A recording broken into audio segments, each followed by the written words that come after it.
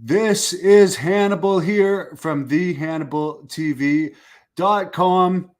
I am today. I have a very special guest, very experienced grappler. He's the founder of Scientific Wrestling, protege of Billy Robinson, catch wrestling expert. He also is an inventor of, I believe it's called the mace ball, and Face he bell. Okay, well, we're going to get into that. And you're part of the 10X Health Systems team, which I'm actually very interested in and I want to ask you a lot about. But Jake, Shannon, thanks for joining me today. Dude, I'm super stoked, Hannibal. I love your show and I appreciate you having me on to talk all this craziness. You might be the one guy that I could talk about everything that I do in one spot, so it's awesome. Yeah, we do a bunch of different topics on this channel. But before we went on camera, obviously everybody knows Billy Robinson, one of the all-time greats in wrestling. And he actually trained you in catch wrestling, which is actually the best form of grappling, in my opinion. How did you get in touch with him? How did that whole collaboration start?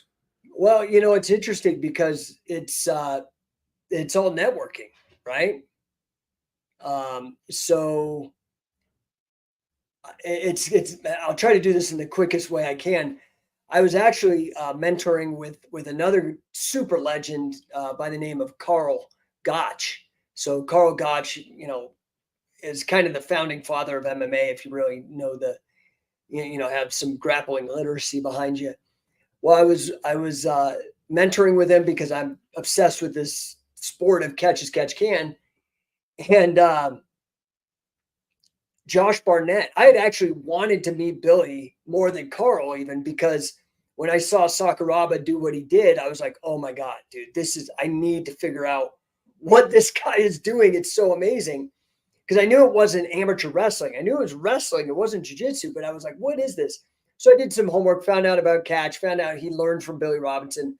But Billy was in Japan and I was in LA, and there just wasn't going to happen. I didn't have any connections there. So anyway, I knew Carl, and through knowing Carl, Josh Barnett reached out to me. He's like, hey, can you introduce me? And I was like, yeah, dude, of course. So there was some Japanese media, this magazine, wrestling magazine called Gong, and they wanted to do a piece to build up Josh. And so I made this connection for them to connect Josh and Carl. So anyway, it was kind of a quid pro quo where, I connected Josh with Carl. And then, I was like, dude, do you know Billy Robson? He's like, yeah, I can connect you. So then I just went whole hog and flew Billy out from Japan. Billy decided to move to the United States. I think he was done in Japan, but his son Spencer lived in Little Rock, and so he wanted to come back to Little Rock, spend his elderly years with his son, and then we just went to town, and I just was able to apprentice with him for the last 7 years of his life. That is pretty incredible. And when you started training with him, how did that help you in grappling tournaments? Did you see a benefit in the number of tournaments that you won? Yeah, I mean, I met Billy, and I was this is 2006, so I was already 34.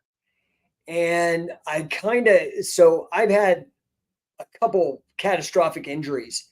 And honestly, I met Billy kind of after my competitive days. So I did a couple like grappling tournaments, like Grappler's Quest and things of that nature. And I did okay. I would get to the finals, then I'd meet a guy like John Wood, who he runs Syndicate MMA in Vegas now. I read some total stud and just couldn't quite get over the hump. But what ended up happening, so I ended up having what's known as a carotid dissection, which is where your carotid artery collapses from being choked. It's actually fairly common. I was part of some study. I think it was University of Minnesota did a study on grappling strokes and injuries and carotid dissections. Anyway, so I kind of was like at the tail end of me doing anything with my physicality. I just didn't have the longevity that some people get. And I was looking to transition to coaching because I love this. I've been involved with wrestling since Pee-wee's when I was like 5 years old or something.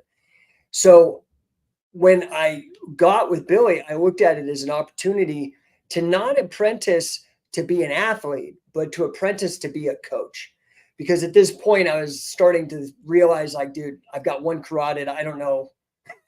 It's basically like getting half the oxygen to the brain that you normally would get. And it was affecting me because I was a wrestler that relied on my gas tank a lot and not technique. I wasn't technical really that great until I met Billy. I would study technique, but like learning with Billy is like, learning physics with like Einstein or something. So anyway, long story short, I dedicated myself to trying to absorb his coaching style so I could do for other athletes what he did for guys like Sakuraba.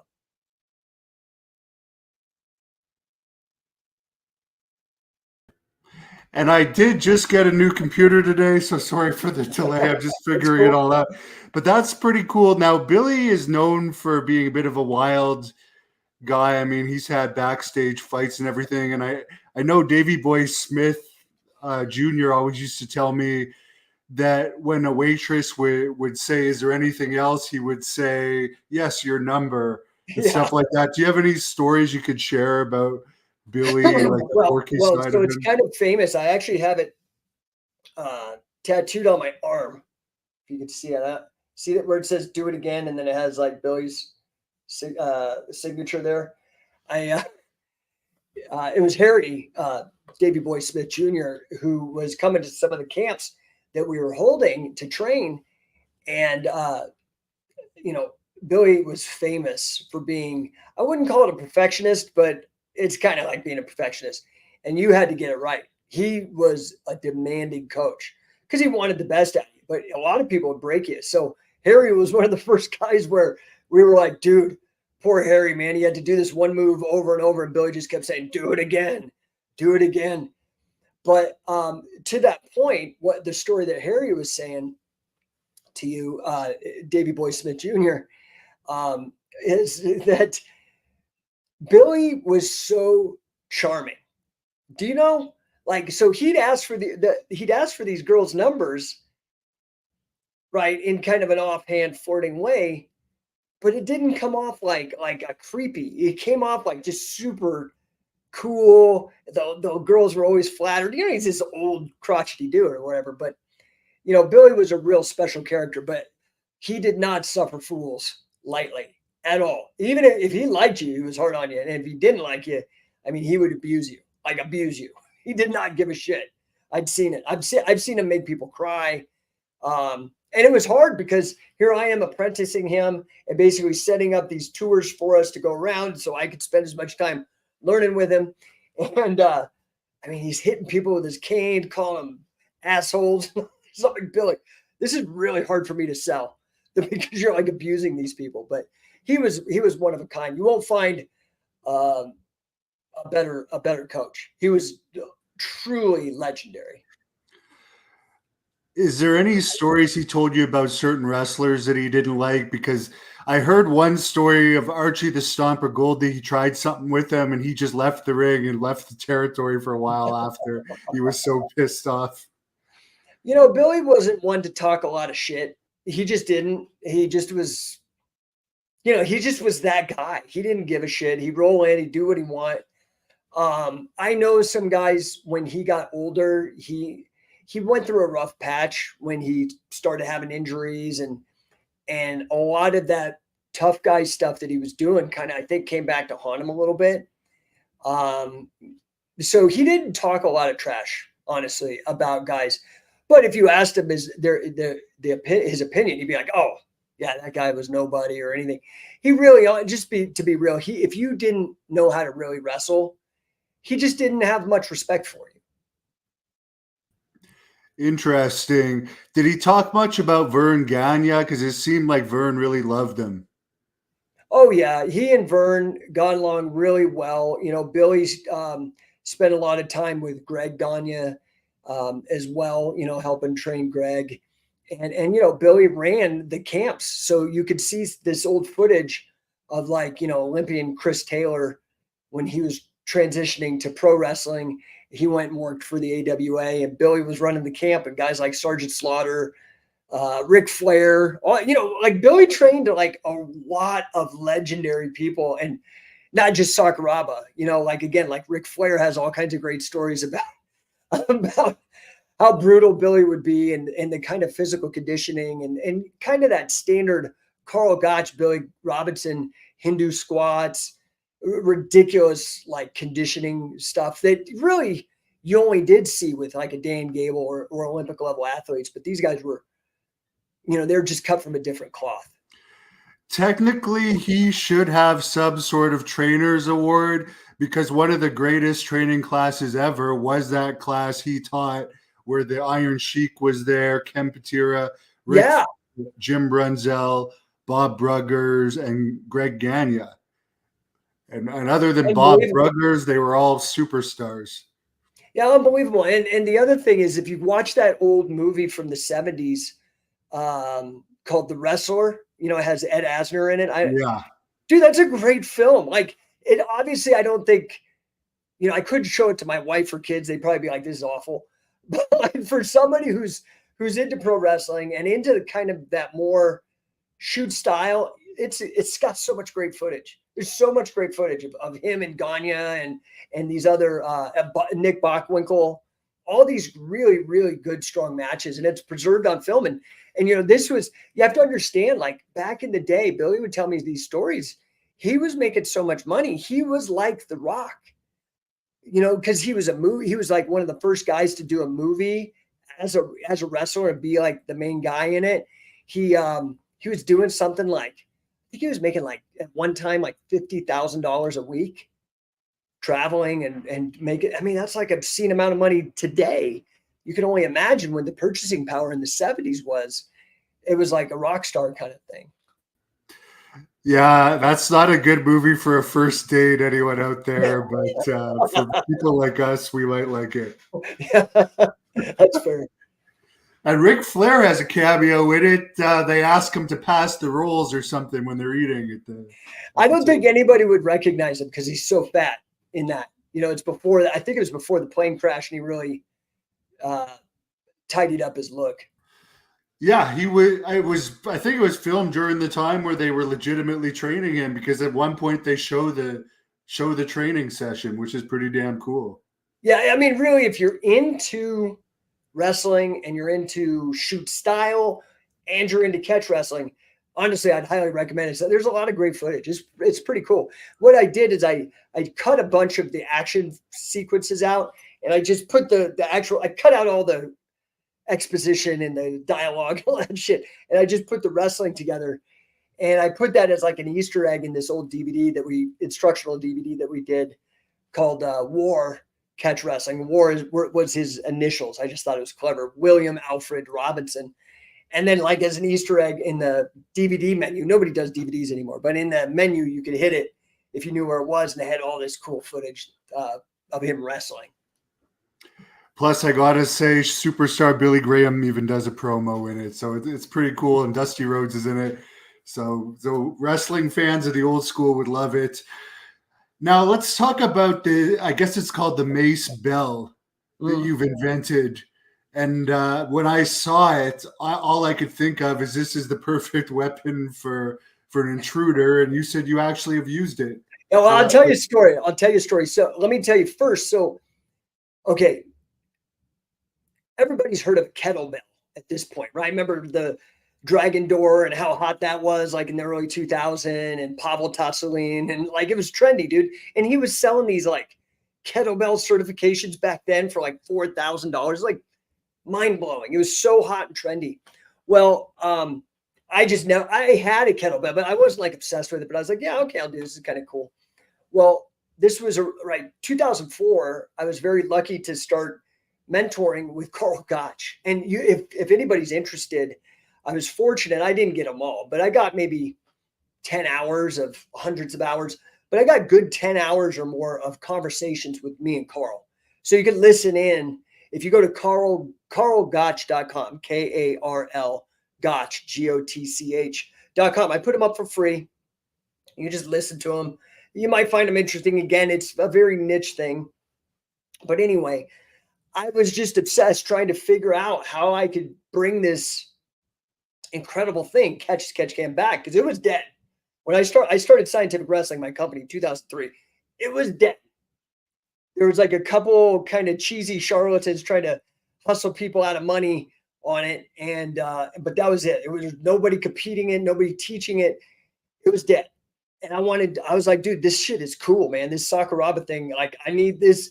Everybody else is doing jujitsu. This is cool. And it's like connected to pro wrestling too. Like, what the hell? This is so cool. So anyway, I end up finding and stumbling on Carl Gotch, and we hit it off because he could tell like I'm like as much of a nerd about this subject as he is, right? And I'm like eager to listen and hear him. And he was just really great to me. He's another guy who has a reputation for being, not suffering fools lightly. But both guys, Billy and Carl, were always great to me. And I think it was just they could tell that I was super sincere about my interests. But anyway, I went to visit Carl. I was out in Florida because I lived in LA, but I was out in Florida visiting my cousin, and she lived nearby. Well, it wasn't really near. It was in Bradenton, but I could get a rental car and drive up to Tampa. And so I went up and was like, Carl, yeah, I'm coming. Dude, let's hang out. Long story short, Carl being Carl makes me run through the whole Gotch Bible, like almost puke. Like, well, it's even worse because I was so excited. I couldn't sleep the night before because like, oh my God, I'm going to go freaking meet Carl. I'm going to work out with this guy. This is amazing. I've been talking to him on the phone for like 2 years. I cannot wait. So I jump in my little car, drive on those crazy bridges in Florida. They're like, I don't know if you've ever seen them, but they go like miles and they're just over the ocean. They're really cool. Oh, anyway, yeah. You know what I'm talking about? So I get there and I'm on an empty stomach. I haven't slept because I'm excited. Carl's like, come on in. I'm like, oh, cool. This is so cool. So I go into this little apartment he's got in Tampa, and he's like, come on, let's have a cigar. And I was like, oh, okay. I don't smoke cigars. So, but I'm not going to turn this down, this legendary guy. And so he gets me this giant cigar. And I'm like smoking and I'm kind of feeling green. And then he's like, wow, let's have some plum wine. And plum wine is like a Japanese wine, but it's super sweet. It's like syrup. Okay. And so now I'm drinking this syrupy wine on an empty stomach and smoking a cigar. And I'm trying to be cool. And I think Carl was pranking me. I think he was pulling a rib. Because then after I smoked the cigar, he must have known I was not doing too well. And he's like, okay, now we work out. And he gets out the deck of cards and makes me go through the deck of cards. Now I did it. I think I missed. I did not. I think I ended short like 5 cards at the end. I just was puking and I couldn't stop. And I think he was laughing about that. But I think I earned his respect. And so he busted out one of the, it's called in India, it's called a gada, which is what I modeled the mace bell after, right? Yeah, there you go. It's that like, looks like a kettlebell, but instead of the looped handle, it has like a long broom handle on it. So his is made out of wood, and that's how they traditionally are in India. And he lets me try to use it, and I can't use it, and he's laughing at me. But I was like, dude, this thing is dope. And, like, again, because of certain injuries I had and stuff, I had adapted a certain style of wrestling, and a lot of it relied on conditioning. So that was one thing that I think Carl respected. I had a lot of gas in the tank. And the only compliment he ever gave me is said that I was very agile because I could bridge, I could kick over back and forth. I could do the bridging gymnastics. But the other thing that I really relied on, and again, this was kind of from the legend of Danny Hodge, was grip strength. Because if I got somebody's wrist, they couldn't mess with my injuries. And I could have control if I had wrist control. I love wrist control. So anyway, especially defensively, if you watch old Sakuraba, all he does is let the jiu-jitsu guys take his back and he gets wrist control and he does what he wants. Anyway, I saw this mace bell, this gada, and I was like, dude, this is going to blow up my grip even crazier. So I went home after the trip and I started looking around, calling people in LA, because I'm just thinking like, I'm going to make it out of wood like Carl's. And the one guy who I'm like, I describe it to him and he's like, yeah, it'll be like $400. I'm like, dude, what? I'm not going to do that. So then all of a sudden I was like, dude, this looks like a kettlebell, right? And I was like, dude, why not make it out of metal?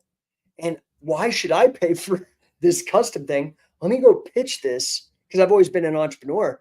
And I'm like, why don't I go pitch this idea to the largest kettlebell manufacturer at the time? Their name was Torque Athletic. They're out of business now. They switched businesses. They just wanted to get out and do custom cars and shit like that. Anyway, I pitched it to them and they were like, this is great. And the rest is history. The thing went viral and now it's like everywhere. Like On It, who's like a Joe Rogan owned company. I won't say ripped us off, but ripped us off. They make their own. They call it a steel mace. And so we were the first to really bring this modality to the West and make it like a production mace, like not a custom thing that you go and get, but you could buy somewhere like a kettlebell. So it's been absolutely wild. Now, when I was first dating my wife, again, I was in LA at this time, 2006, 2005, she was getting out of a marriage. She was getting divorced. Well, the husband was a little off his rocker, right? His mother had him hopped up on all these psych meds, and these psych meds have some crazy side effects. Well, long story short, she and I are like, they don't live together or nothing, but this guy's crazy. He breaks into my house in the middle of the night. And I'm like, I wake up and I'm like, I thought it was a homeless person because there's so many homeless people in LA. I thought somebody had just come into my house and was homeless. I was like, no big deal. But I had a mace bell next to me. And I was like, I grabbed it and I just, in my underpants, my tidy whities, I run out into the living room and I was going to kill somebody with it. So luckily I didn't. He fled. But anyway, that's the story. Yeah, you in your underwear holding one of those things. I'm not going to stick around either. It's so like a Conan movie or something ridiculous, you know. Now 10X. This is a very interesting company that I've been reading about. That supposedly, as far as the health section, they can actually pinpoint when you're going to die. Yeah, so the company 10X, 10X is actually more of a brand. Now they've used the brand name to like 10X Health is what you're discussing. This has been made more famous by most recently Dana White, right? Everybody's seen this crazy transformation where Dana was all bloated and on these blood pressure meds and not looking so good. And then these pictures of him like jacked and ripped and looking amazing. Well, that was the result of him working with 10X Health, which is really the health ideas of a gentleman named Gary Brecka. Gary Brecka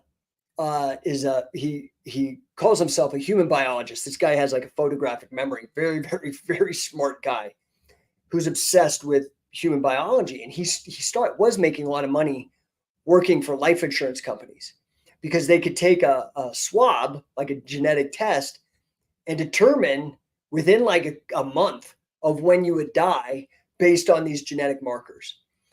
Well, Gary started having a problem with it. He's like, well, I could just tell these people what to do and they'd live longer. And the insurance companies were pissed, right? They're like, dude, you do that, you're going to be in breach. So he's like, well, and he quit and decided to start making a health company. Well, Grant Cardone, who's the guy who owns 10X, he's a billionaire. He's a real estate, private equity real estate and guy. He's a superstar now on YouTube as well. Yeah, like he's like a celebrity. He's a great guy. He's a fantastic human being. I mean, a lot of people don't know him. I don't know him very well, but I do know him. And the guy is like 100% solid, like just a great guy. Anyway, and he's a billionaire. Like, it's just like, what? So he's one of these like cool billionaires. I don't know if you think Elon Musk or one of these, but he's like that. He's just such a great guy. Well, anyway, he's like in his 60s and he's a high level dude. I mean, I work hard. Most people are like, dude, I don't know anybody who works harder than you. Grant Cardone works harder than me by a lot. And he's 66 and a billionaire. It's like, he totally doesn't have to. He's just like an animal. So anyway, he was in trouble with his health. He was having a hard time and he'd always worked out. He tried to play pro baseball when he was younger. So he's been an athletic guy. He stumbled onto Gary Brecka. Gary Brecka did the same thing that he did for Dana White prior, But Grant, being a business guy, was like, holy shit, this was like, you changed my life. Imagine what we could do if I took my money, my marketing, and pushed you out to the world. We could change the world. And that's really where 10X Health came from. So, there's all these different protocols, this biohacking, like it's so popular, like what's his name, Dave Asprey or the Bulletproof Coffee guy. There's all these different people do all this biohacking. Gary Brecka has all these great protocols that include kind of the traditional things you see, like the cold plunge or infrared saunas, or what you're talking about. Well, what you alluded to with the genetic testing and finding out when somebody's going to die or not is what they do now. And this is actually what I'm really into with regards to the 10X Health program. And they do precision genetic testing. And what that means is you give them a sample, they spin it, and they actually look at your genes and supplement you based on what your genes are. It's really amazing. Like precision genetic supplementation. I love it. I feel like $1 million. You kind of got to get in the nomenclature. There's like this thing they call the motherfucker gene. It actually is because the name is MTHFR. Like that's the actual initials. So it looks like motherfucker. But there's like this common gene anomaly that's broken, and it doesn't, for example, doesn't allow people to digest folic acid, folate. Like, and we look at our food and half of it's garbage, right? Like red dye, like they're really like actually poisoning us with half the shit they feed us these days. One of the things that they use is called, if it says enriched, like you'll see enriched bread or enriched noodles for like pasta, that means it has folic acid. That's very difficult for people who have this, which is a lot of people, honestly, this motherfucker mutation. And so you could supplement so that you don't get affected, the negative effect of digesting all this enriched food. That's just one example, but there's all these other modalities. You can go to, I think it's 10xhealthsystem.com as the URL. If you go to YouTube, type in 10x Health, it's like everywhere. And you can hear Brecka talking all this stuff. The guy's a genius. He's been on Rogan. He was just on Rogan, largely, I think, because of what he was able to do for Dana White. Yeah, I've been following him for a while. I can't afford that test right now. I wish I could, but I guess being part of this company, you obviously did the test, right? They yeah, do yeah. So the blood test. What my involvement is, I just promote it, try to get people to take it, to buy it. I think it's a great thing for me. I don't tell people to do anything I don't do myself, because I just don't. I can't sell it. It's like I can't sell jiu-jitsu because I'm just like, yeah, I did it, but I don't like it. I like wrestling and I love catch wrestling, right? So I can promote that. I feel ethical, right? Because it's what I don't like jiu-jitsu either, by the way. I find it boring. So, look, there's a lot of people. There's a lot of people who love it, and that's awesome. But it's like chocolate versus strawberry. Like, you can't. If I like strawberry ice cream, you can't have be butthurt about it. It's like, I don't like it. I like chocolate better than I like strawberry. But anyway, I got involved, honestly, with this whole 10X thing. 10X is much bigger than the 10X Health Systems. I think 10X Health Systems, honestly, my guess, if I were to just have a crystal ball or a bet, I think 10X Health might be the thing that 10X is best known for, ultimately. Is that Grant Cardone's company? Just to interrupt you, 10X is Grant Cardone's company. Okay. Well, yeah. Grant Cardone's company is actually called Cardone Enterprises, and he has another one called Cardone Ventures. He's partners with this guy named Brandon Dawson, total another genius. Those companies, Grant started as a business coach, a business consultant, mostly helping people like business owners figure out how to do better in their sales. And then how, everything around sales, like how do you hire more people? How do you do the marketing that makes your sales better? And he just ended up building this. It's almost like a consultancy, but a lot of it's around education and business literacy. And that's really where I came to Grant. so I'm obsessed with all this wrestling shit and this fitness stuff like the Mace Bell and 10X Health. I love all that. But I have my master's degree in financial mathematics, and I worked in investment banking for a number of years. I founded and sold a couple of different companies, like a reverse mortgage consultancy, the first one ever. And then, obviously I've parlayed that to help me with scientific wrestling and the Mace Bell. And now I'm trying to create my own promotion called Shoot Pro Wrestling, which is basically, what if we took the rules of pro wrestling and treated it like the UFC and had real competitors, but tag teams, triple threat matches, singles matches, but with a pin or submission, no punching, kicking. I'm toying with the idea of adding all-in rules, which is like pancreas with pins. But that gets me in like athletic commission crosshairs. And I just would rather avoid that until I get big and just can hire somebody to deal with the athletic commission. I don't have to worry about it. But anyway, I'm like, as much as I love wrestling, I love entrepreneurship. And Grant's like a genius, dude. Like, he's the second billionaire that I've been involved with and kind of, worked with and worked for. And dude, the guy is like, he's so smart, dude. And you don't know because, he's so flashy and he's, cracking jokes and stuff. And I think that a lot of that people see that and they don't go deeper. But somebody like myself that's been in private equity and been in business, and dude, the guy's so smart, and it's just a real honor to be working with him. And so now I'm actually one of his coaches that works for his company. It's actually more of like an affiliate, like a licensing deal where I bought into the company, but I did so well that they invited me to actually start coaching Grant's clients, like clients that Grant had, but he's too busy or people can't afford him. So they brought me in and a number of other people, about 30 other people, to start coaching his clients. And just last month, for the second time, I was the number one coach out of the entire organization of what's called the elite coaching, which is like the top 5% of coaches. So I'm just super hyper competitive, which is, goes with the wrestling thing, but it also I think it dovetails real nice with entrepreneurship. I think there's a lot of crossover between business and sports. I think there are a lot of parallels. So have you actually had the test done yourself? The genetic test? Yeah. Oh, yeah. Yeah. So I got that. When they first came out, they had this original test. I've done that one. They just came out with this newer test. So what's kind of cool, I don't have it here. I wish I had my pills here, but I'm in my office. They send you these pills and you take them. But, like when they did the first time, they just did it like normal supplements, like pills. So I ended up taking like 6 pills a day or something that are precision designed for me based on my genes. But what they've done now, and I'm going to do when I get around to it, is this new test.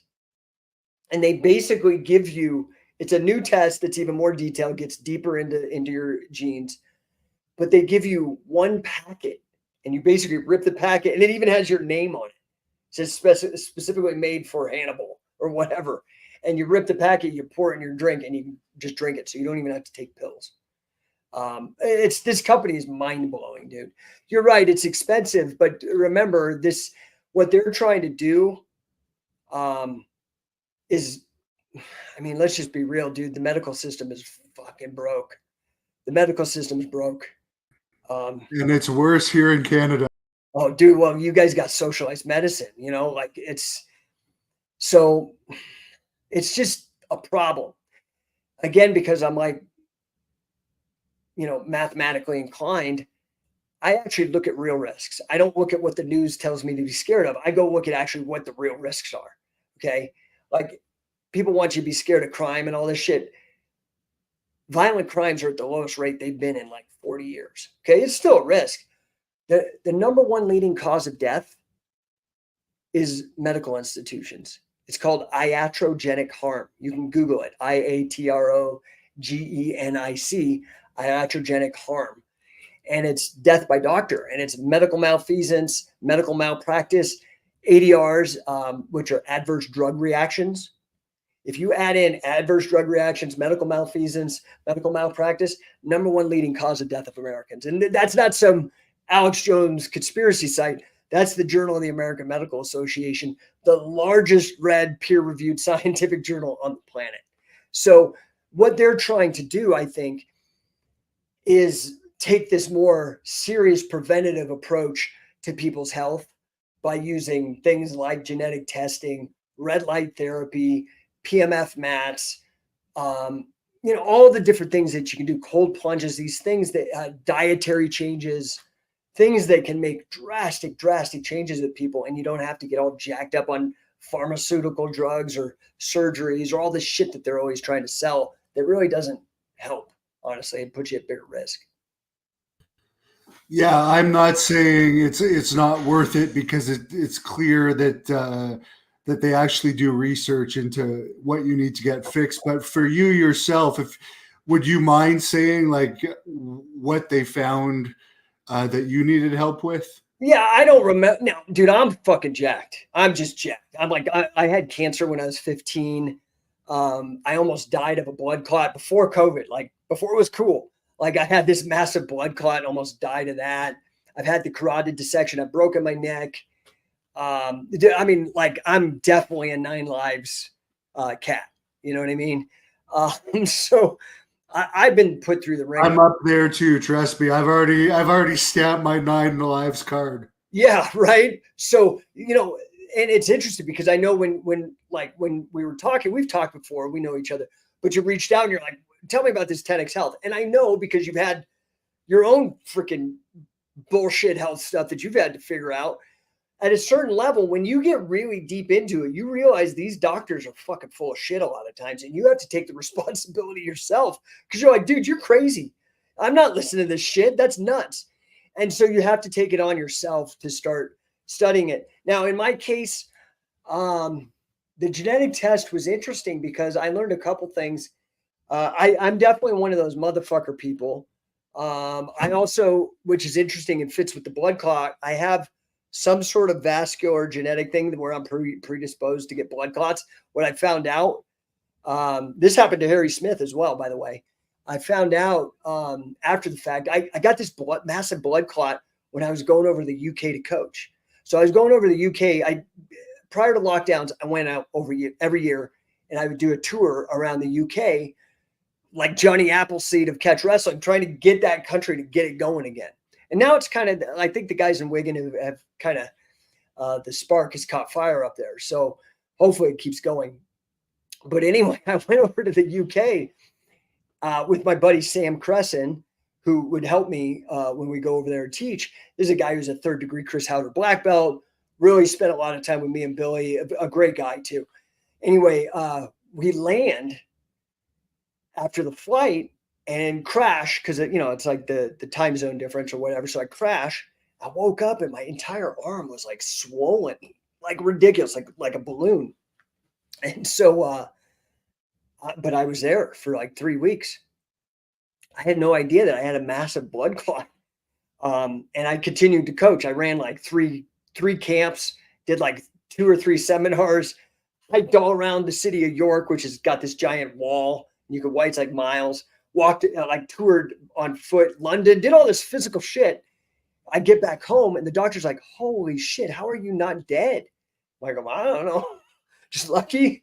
And I was in the hospital for like 3 or 4 days.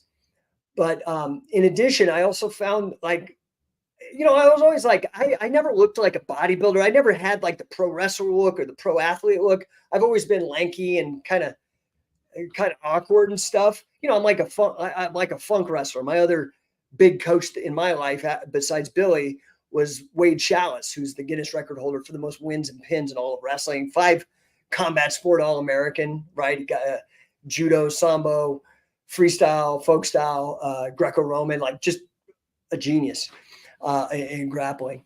In fact, he gave me his first black belt he ever awarded to anybody. He gave me a black belt, gave me a 3rd degree black belt. But anyway, I was always like, I always was able to, I had a lot of wind and I would always be able to out condition people. I always had good grip strength. And I knew a few tricks where I could bait people or feint or get ahead a little bit. If my conditioning if I could withstand the onslaught, they'd gas, then I could start doing something. Well, what I found out in the genetic test was that and my wife has the same gene, which is crazy because she did it as well. But there's like this power athlete, power sprinter gene. And now I'm like, oh my God, no wonder. I just had this like just random gene that actually helped me, even though I didn't consider myself this great athlete. And I honestly could have applied myself a lot more than I did. Younger. I missed that boat. I kind of have regrets about that. But I realized like, holy shit, this makes sense why I was able to at least be in the room with these guys, because it didn't make sense to me otherwise. I'm like, what am I doing here? Why am I hanging with these guys? It doesn't make sense to me. But genetically, there's a difference between your genotype, which is the genetic code, and your phenotype, which is the physical expression of the gene. Anyway, it's fascinating. I highly recommend anybody check it out. 10xhealthsystem.com, or just, I don't know if there's a way that they can contact me. If they email me, I could send them info as well. Do you want to say your email? Yeah, I don't care. I'll give people my phone number too. I don't really care, but Sure. yeah, my email is probably easiest. Just my name, jake.shannon@gmail, and just say, put something in the subject line so I know it's you and it's not some weird spam or something. But yeah, I'll help anybody I can. You'll help them get hooked up with the 10x testing. Yeah, and you're right, it is expensive. But that's kind of the thing with Grant in general. He's like, dude, people need to learn to make money. They don't teach you this stuff in high school. This stuff that you actually need to survive. Like, like one of the things that was always impressed in the pro wrestling community was like, dude, you need to actually go get a real degree. If you're going to do pro wrestling, you also need to get a real degree, because, it's like being a rock star. You could go and be a great musician, but you may not be the next big thing. It's just, there's only so many spots, and some of it's luck and who you know, and you need to have something to back it up. And so, in this case, I don't know how it is in Canada, but in America now, it's all the people who do the trades, the plumbers, the electricians. They're the ones making the money, not the people with the college degrees, because it's not useful. So you need to figure out how to make money, and sometimes it is being a plumber and fixing somebody's shitter. It's not glamorous, but you're going to make $400 an hour overtime when somebody's toilet goes out at 2 a.m. and they need you. Learn politics if you're going to get into wrestling. Get a degree related to that. They're the same thing. They're the same thing. I look at all politics. This is a perfect season for this. All politics is a fucking work. I wrote a book in 2009, and actually I was able to interview Jesse Ventura, and he loved Billy Robinson too. I used to have a radio show way back before podcasts were a thing. You had to have radio shows, and I had a radio show. And I started this idea that politics is pro wrestling. I had a whole chapter in this book in like 2008 that I wrote. And Ventura even picked up on the theme. But yeah, politics is a work, dude. Politics is a work. And for Grant Cardone, do you have any personal stories about him you could share? You said you've interacted with him a bit. I know most wrestling fans won't know who he is, but I'm a big follower. He's awesome, dude. He's funnier than hell. So I'll tell you a couple of stories. One time I had a hat. I don't got any hair, so I wear hats. And I had a hat, and it was all white. It was 10X with a white X. And it's like a rare hat, but I bought it at his store.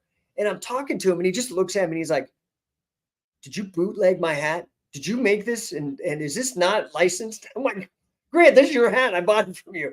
Another time we're at this fancy awards dinner, and I'm just standing there, and like I'm not paying attention.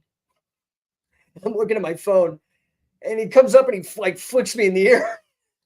But other than that, most of it is just, fun, hanging out, asking him a lot of advice. I asked him last time I saw him, I was like, "Okay, Grant," because he always kind of fucks around with politics a little bit. I'm like, "When are you running for president?" And he said, and now, mind you, he's a multi-billionaire. He's like, "Yeah, I don't got enough money for that." So He's just a great dude, man. He's a really great dude. I've met like I said, I've had a job with another billionaire in LA, and because of my work with my financial engineering master's degree. And dude, they're just not giving. Like literally, Grant could be in Monaco, could be doing whatever. He does not need to be helping people the way he does. And he does, dude. He shows up. He helps as many people. It's really cool. He's a good human being, really. He seems like it. And honestly, I'd rather watch his videos than modern wrestling. That's where He's I'm at funnier now. than hell, dude. You know what's a great show? What's a really great show is the reality. He did one reality show. Well, no, he actually did another reality show earlier on called The Turnaround King, which is great, but you can't find it. It's hard to find. You might be able to find it on YouTube. But this undercover billionaire show that he did, Discovery is the big network, right? They did this show. They did a couple seasons of it, and Grant was in season 2. And the premise is they take a billionaire, strip him of his identity, strip him of his money, strip him of his phone, of his contacts, give him $100, put him in the middle of nowhere, give him a fake identity, follow him around like a freaking Truman Show so he can't cheat, and say, okay, prove that the American dream is not dead, right? This idea that anybody can make it. You got 90 days to create $1 million company. But right, that's crazy. 90 days. Like, well, Grant did this. And dude, that's like really putting on the line for a guy like Grant Cardone. It's like, what if he failed? He could have failed, and it would have destroyed his brand. But he was like, no, I believe in what I'm doing. I must prove this to you people. And not only did he do it, I don't want to put any spoilers out there. You guys need to see this show. It's better than any NBA. If you want to learn how to make money and what it really takes, go watch this fucking show. It's like you can get it on Amazon for like $2 an episode instead of $60,000 for an NBA. It is amazing. You see how Grant does it. I'm not going to like tell you all the details, but Grant actually 5X's the target in half the time. He ended up, and he did it during lockdowns. And when all businesses were closed, he created a $5 million company in 45 days because he had COVID. It's the craziest shit to watch. This guy just freaking, it's amazing. It's really entertaining to watch. And he struggles, man. You can see him. There's times where he's crying and mad and frustrated, but he did it, dude. It's like watching like a Rocky movie, but it's a real thing. It's like watching somebody go for the Olympics and pull it off. It's amazing. I highly recommend it. Undercover Billionaire season 2. Very interesting. And earlier you were talking about Shoot Pro Wrestling. You guys sent me a video a couple weeks ago. Pat Miletich is involved with this. Yeah. Matt Granahan has been really great and helped me out with it. He's been doing a lot of the legwork and some what I call business development. But dude, yeah, Pat Miletich is the president of Shoot. I have to pinch myself sometimes because it's like, dude, coach to 11 world MMA champions, UFC Hall of Famer, and first welterweight champion is the president. And then the other guy that we got involved is Jerry Briscoe, WWE Hall of Famer, 100% behind Shoot Pro Wrestling. So right now we're in this hustling mode. We've done 3 shows. These are more like proof of concept shows. So I could take them around to networks and see, like, dude, look at this. Look how good this content is. And this is like on 0 budget. Imagine you give me some money and some promotion, dude. I'm going to make you rich. Like, you got to see it. It's so good, dude. So Carl Gotch, circling all the way back to Carl Gotch, Carl helped me co-develop a rule set for catch wrestling. There hadn't been any competitive catch wrestling tournaments since 1909. It's called the Alhambra tournament. I started the first King of Catch in, I think it was like January, February 2007. So almost 100 years, 98 years, there hadn't been competitive catch wrestling. That was 100% on the up and up, right? Because it only takes one person to work a match, but a tournament's harder. Anyway, I took that rule set that Carl helped me with, and it's all documented. It's really great. I have the handwritten letters he wrote me when we were going back and forth on the rules and things, weight classes, all this stuff. And I applied the rule set from King of Catch, these singles matches, and I said, dude, I love UFC. I'm not a big fan of WWE. I'll watch it, but I'm not. I love UFC. I love competitive fighting and grappling and wrestling. I love the NCAAs and stuff like that. Olympics. I'm not such a fan of freestyle as much as I am folk style, but freestyle is great too, and Greco. Anyway, I'm also a business guy, and I looked at the valuation. UFC was bought for $4 billion. WWE was bought for $8 billion, double the valuation. It's not just millions, it's billions, extra $4 billion. So I'm like, well, what can we learn from this? Clearly, they've figured out the business model. They also had a better Q2 than UFC that just came out today. WWE actually made more in the second quarter.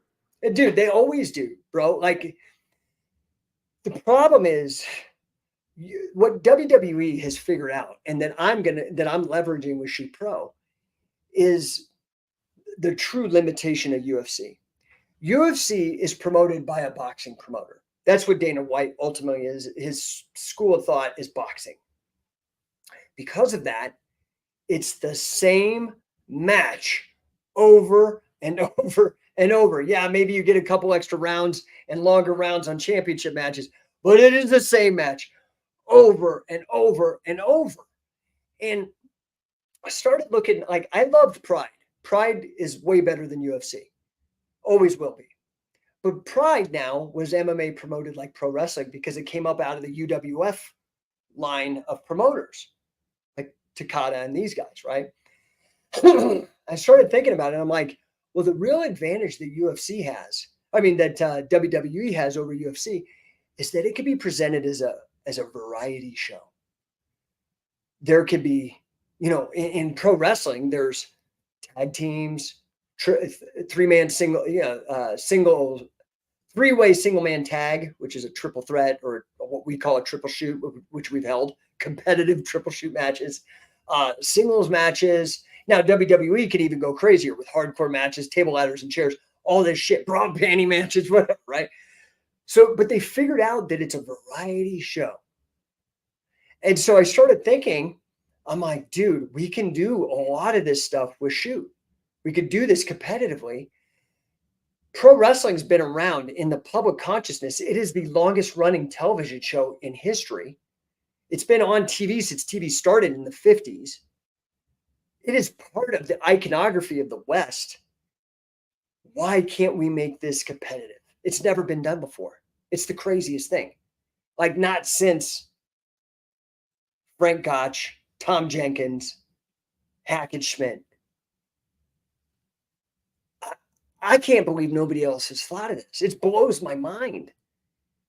So I'm 100% in. I'm so sold on this. And the fact that there's been this endeavor, this TKO merger, is only just pure vindication of what I've seen since 2003, of this vision that I have for scientific wrestling, King of Catch Wrestling, and Shoot Pro Wrestling, that right now, TKO, Endeavor, Ari Emanuel, he has chocolate and he has peanut butter. How long until they put it together for Reese's peanut butter cups? You know what I mean? I'm ahead of them. I'm like, guys, let me help you. Give me some money. I've got a great Rolodex of wrestlers. Let's do this. Look at this amazing footage we've done. And I'll tell you, the tag teams are mind-blowing. They're so super fun. Do you have any stories about Josh Barnett? I know you two have trained together and you're both disciples of Billy Robinson. And you go out. I've seen the restaurant pictures and everything. You guys seem like pretty good friends. Josh is a great human being. Josh is a good dude. I've known Josh since he reached out to me to get the introduction to Carl. And we've just been solid back and forth for years. I didn't really train with Josh per se. We kind of just missed each other a little bit on that, but we knew everybody that was the same. And so we just became really good friends. And then, when I went into this thing with Billy Robinson, I was very selfish in some ways. I was like, dude, I want to learn everything myself. But I was also like, I can't be the only one. Other people probably want to know this. I mean, I was making so much money back then. I did not have to, I could have just paid Billy and learned everything and he died and I'd be some whatever.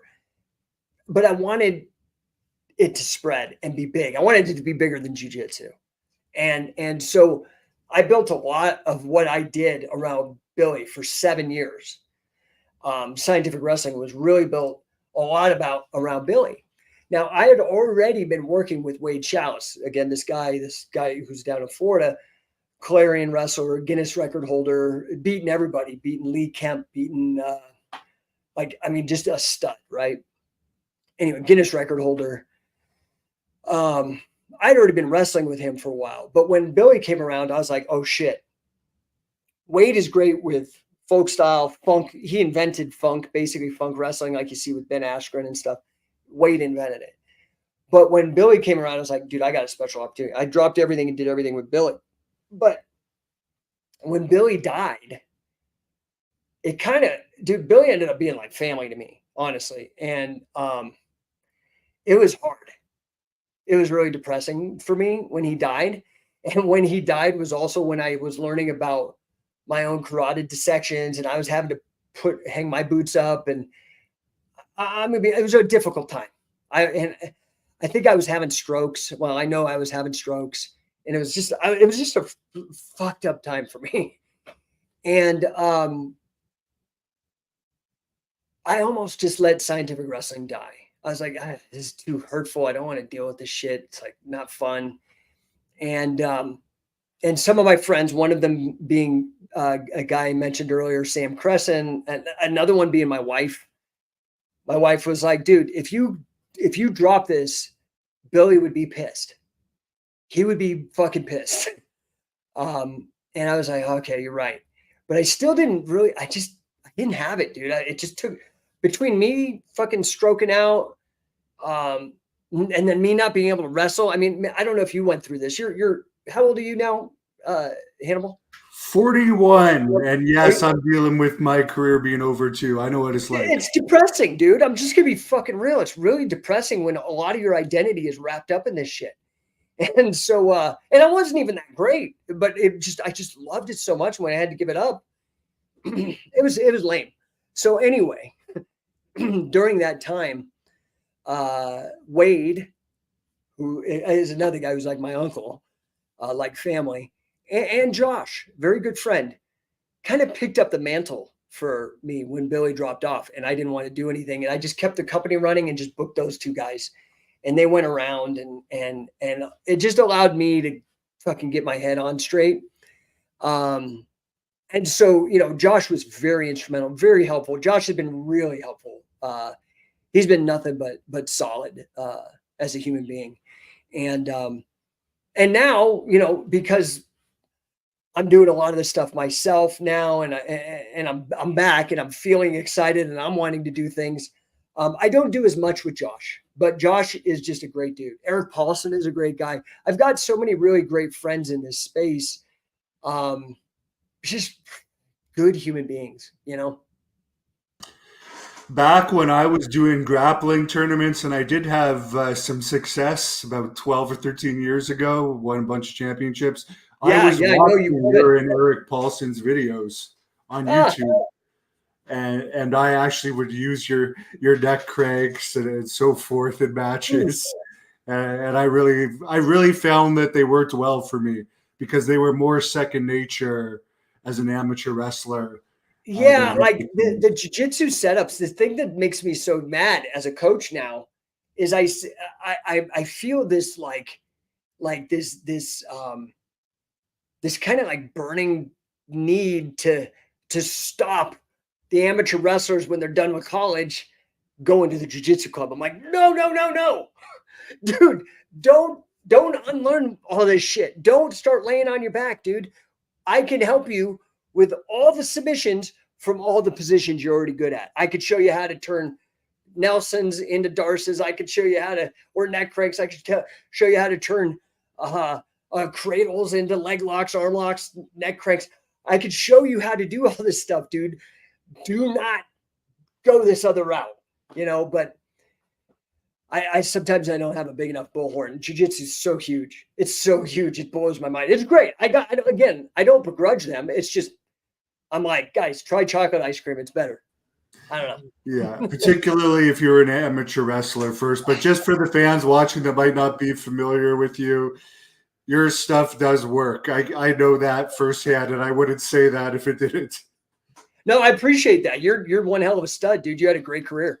I mean, not just grappling, but like pro wrestling, all of it. I followed your stuff as well, so I appreciate that, and that's really what I've wanted to do, right? Like, I'm not a John Danaher or anything like that, but like my whole point is with my endeavor with Catch as Catch Can is to codify it and allow it to keep on, because it almost died. Like, that's no bullshit. And I've published like dozens of books, had 3 best-selling instructionals on BJJ Fanatics, done all my own instructionals, coached thousands of people all over the world. It kind of blows my mind when I look back at it. I'm like, dude, that was me. That's crazy. But that's been my effort, has been to be like, dude, don't forget this shit. Go look at these old books. There's all these submissions. You guys are like trying to reinvent the wheel, and you're doing it shitty. These guys already figured it out. Start there. Don't reinvent and then fuck it up. Start where they were and do really great shit. And Eric Paulson, for those who don't know, he was part of at least one of Brock Lesnar's training camps, if not more, helping him with the grappling, wasn't he? Yeah, I think he's in one of the UFC All Access videos training with him. I could be mistaken, but I think it was right around that mirror fight. I could be mistaken, but yeah, Eric is like, Eric's a walking encyclopedia. Eric, I had all these great old time friends, and one of them was Gene LaBelle. Gene LaBelle was very good to me, a very, very good person and very helpful to me. I worked out at Gene's place maybe about a year when I was in LA. He was fantastic. He was there at my wedding. I've co-presented awards with Gene. Gene used to take me all around LA to like the what's it called? This not sports club LA. It's like the Sportsman's Lodge or some shit. It's like this old school, like where like a Sinatra in LA would go. It's like really cool. But Eric reminds me of Gene LaBelle, like very, very similar energy.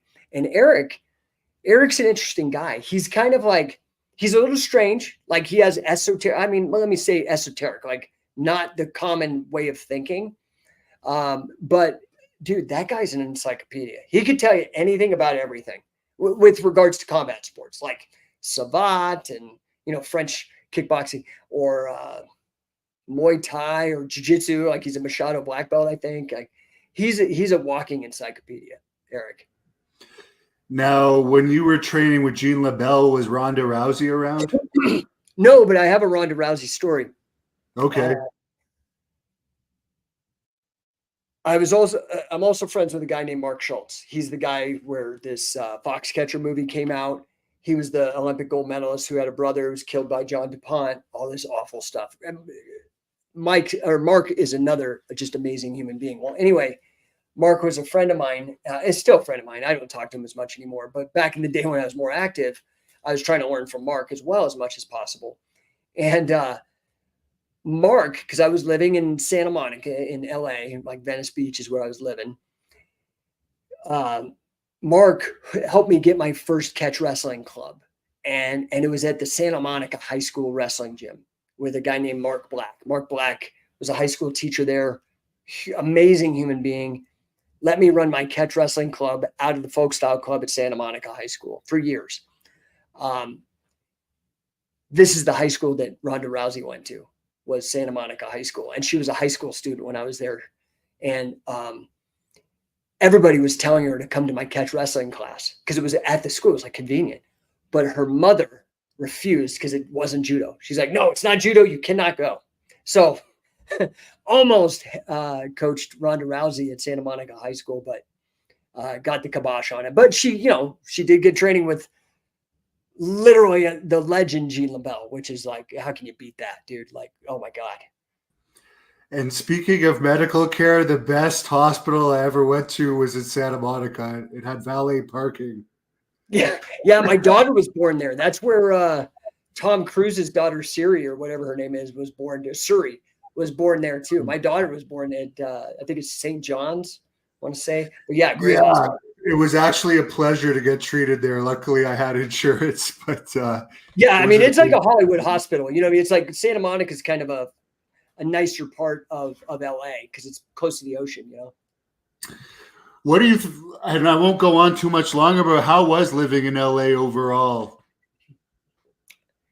At that time, it was fantastic. I wouldn't want to live there now. But when I lived there, I was there from 2000, the very end of 2002 until about 2006. And I lived on Venice Beach. Like literally, I walk out of my apartment and Muscle Beach is right there. It was freaking awesome. And I'm in my I'm about 30 years old. So I'm kind of in a physical peak. I'm in great shape. I'm making more money than I'd ever made. I was making a couple $100,000 a year. I just got my master's degree in 2002. I was working in investment banking. This is when I was working for that other billionaire. I loved it. I absolutely loved it. I met my wife there. We have 3 kids, been married 18 years now.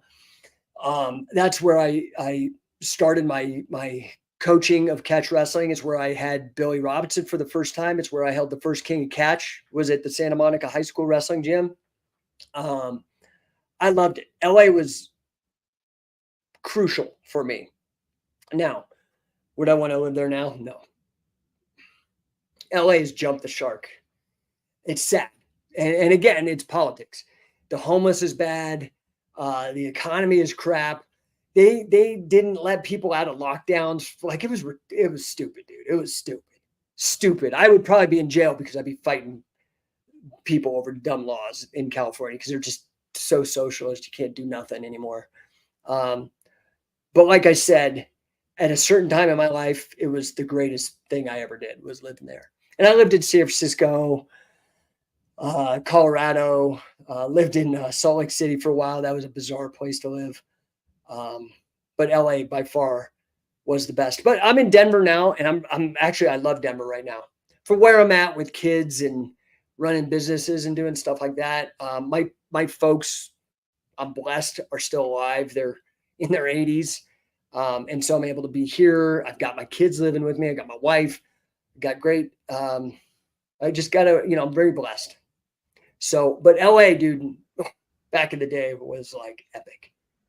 Was Billy Robinson living in LA at that time too? No, he was in Little Rock, Arkansas. Oh, So, of all places. yeah, dude, and That's he so hated it. random. He had a hard time, right? Because, right, it's kind of, I mean, I don't want to make, generalizations, but it's, the South. And he's like this kind of traveled international celebrity athlete. Yeah, He had a hard time. aristocratic type gimmick at times too. Dude, he had a hard time there. But his son, Spencer, I think he's like a colonel or he might be a general in the National Guard here in the United States. And he was stationed in Little Rock, and he was Billy's only child. And, I think Billy had a lot of regrets. To be like a world-class athlete like that, you're not a great dad because you're traveling and you're not there. And so, I think that was one of the regrets Billy really had. And he tried to make better on that at the end of his life and be there with his son. But it was Little Rock. And so I would fly him everywhere. It would just be hilarious because he'd either be hobbling on his cane or they'd be wheeling him around in a wheelchair. But dude, that guy was tougher than hell. I tell you, he was in so much pain from all his injuries, and he just was tough. And dude, you'd get him off the mat, and he's this like wise, like history professor kind of guy. But you get him on the mat, dude, and I saw the toughest guys just from his force of will and his just who he was just freaking crumble in front of him. And he was just this old decrepit dude still. But The one DVD you missed the boat on is the tour of Little Rock, Arkansas with Billy Robinson. yeah, Oh God, would yeah, that would have been comical. Yeah, So that would have been like an Andy Kaufman film. yeah, that would have been great. But I learned something new that he spent his final time there, which I would never have imagined in a million years. But now I know why, and that makes perfect sense. And it's Yeah, kind his of son. good to know that he was good like that with his son. Yeah. So where can people follow you? You said your email before, but maybe if anyone's just tuning in now to refresh their Yeah, mind. so probably the best places, for people that are fans of your show would be scientificwrestling.com. Or they can go to our Instagram. I got like, it blows my mind. I have like 166,000 or something followers on Instagram. It's just at Scientific Wrestling. But scientificwrestling.com, there's all kinds of information, a lot of free stuff. Like I mentioned earlier, I host carlgotch.com, and it's like hours. If you're like into this shit, like you're into the history of pro wrestling and the history of MMA, these conversations with Carl are gold, in my opinion. But, I'm biased because I'm in them. Uh, but Yeah. Scientific Wrestling is probably the best place. I'm definitely going to check some of those out because I wasn't aware that they existed. And I always hear about the legendary Carl Gotch, but I never heard any real interviews with him other than short ones. So I'll He definitely never check. gave them, dude. He never gave them. I just, dude, like, I don't know what it is, man, but they were just really good people to me. And we just clicked, and I just was like so obsessed with what they knew in their life. And I was like, dude, let me learn this, please.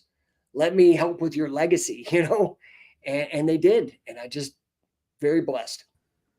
I'm not a cigar smoker either. And I could just imagine drinking that Oh, syrup wine dude, and smoking dude, it cigars. makes my stomach right now. My stomach's like churning just from the memory. It was not good, dude. It was rough.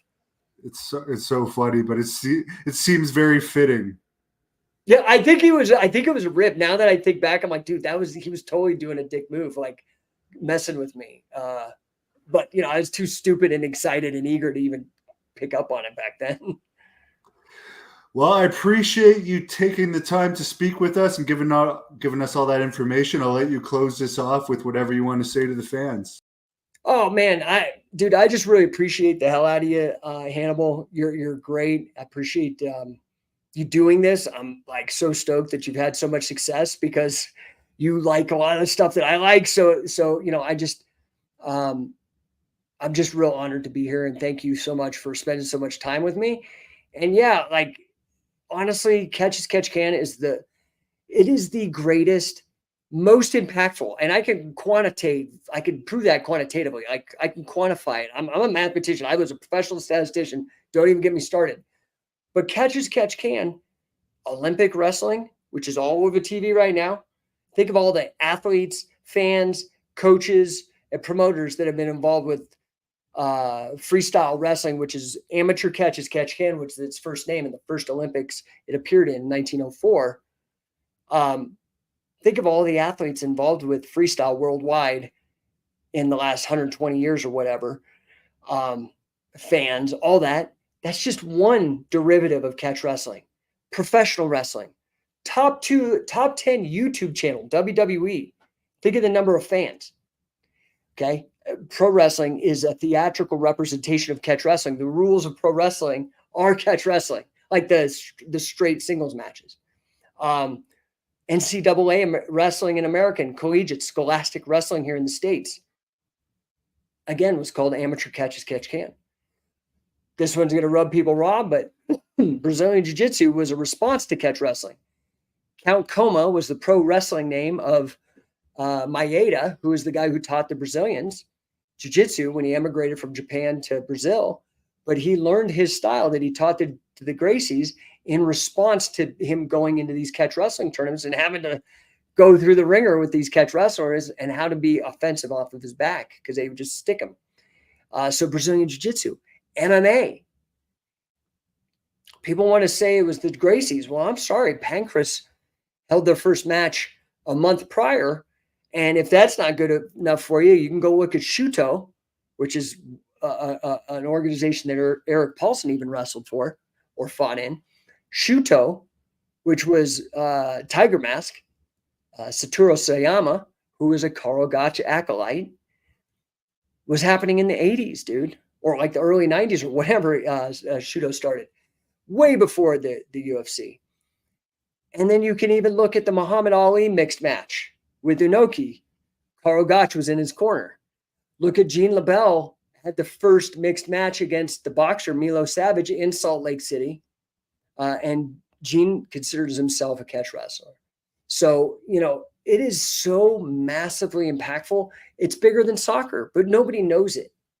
And so that's really my mission, is to get catch wrestling the respect it deserves for what it is, the most impactful sport, not just combat sport, the most impactful sport the world's ever seen.